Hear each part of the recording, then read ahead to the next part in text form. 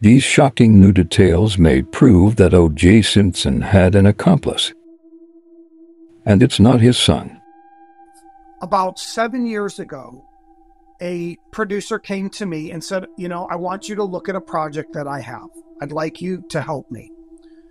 And he said, it's about OJ Simpson. Thought it was interesting. And he said, well, this guy Charlie was with OJ at the murders. Okay. Then I see that OJ wrote a book called If I Did It. In chapter 6, he says he had an accomplice named Charlie. And he did an interview with Judith Regan on Fox that they shelved for 12 years and said he had an accomplice named Charlie. Then I finally get to meet Charlie. He doesn't want to say too much about the murders, so let me say that because people always ask me this. He made a tape and he wrote a screenplay. And I've asked them to come forward. I've tried many times and they won't come forward. So I decided to whistleblow on them. Oh. So from my investigation, from my journey, I didn't know Charlie was mafia at all. So basically this is how it goes. OJ Simpson, even since the 70s, was a cocaine user. And the NFL guys, a lot of the NFL guys and the NBA guys, they use drugs, prostitutes. Guess who runs all that? The mafia. Okay. Where did OJ play ball? Buffalo, New York. Where was one of the largest mafia families? Buffalo, New York. Okay. Charlie meets OJ. He's only known him for 3 months.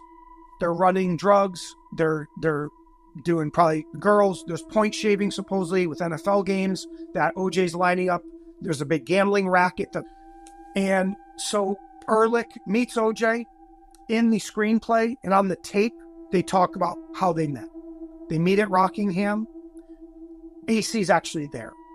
So getting close to the murders now, to June 12th. Joey Ippolito, I opine, tells Charlie Ehrlich to extort OJ Simpson. When I use the word extortion, I don't mean it's a drug debt that OJ Circle, Faye, Nicole, Keith Z, they're all involved somehow.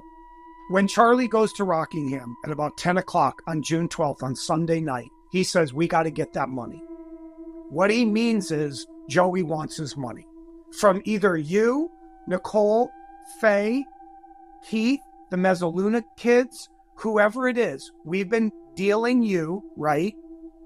Puro cocaine, fronting you some of it. That's where all the conspiracy theories come in with. Ron Goldman was a dealer. Nicole was dealing. They got crossed up with drug dealers. It's partly true. That's the fascinating part of the urban legend. They were killed by Colombian drug hitmen. It's partly true. Ehrlich says to OJ, we need to get that money. I have bosses. You have bosses. They just want their money. Why are you squeezing me? OJ gets defensive. What's going on? What are you doing? I just saw Joey. Right. OJ freaks out. They talk about it in the screenplay. They talk about it in the tape. He flips out. We're going to Nicole's. We're putting it on her. Her and Faye Resnick. Faye was living with Nicole at the time. They don't know that she's in rehab. They think she's there. When they show up, Faye Resnick's out there. Ron Goldman's there at the gate. Charlie and OJ go to 875 Bundy, which is Nicole's place. Ron Goldman eventually either shows up or he's there. They're talking. They pounce on them. Within about 7 minutes, they murder 2 people. And that creates the greatest murder case in our modern history, and it creates the trial of the century. So at some point, what happens with Charlie? What does Charlie write? Did you say he writes a book? What was he? Or he's trying to sell his life rights? He's quiet for years. Remember the Vegas robbery when OJ got pinched for the memorabilia robbery in Vegas in 2007? Yes. Ehrlich's with him. Ehrlich gets pinched too. There's 2 Charlies. Okay. There's a Charles Cashmore and there's a Charles Ehrlich. That OJ said there was a guy named Charlie with him in his book. Why are there 2 Charlies with him in Vegas at the Vegas robbery? Is one of those Charlies him?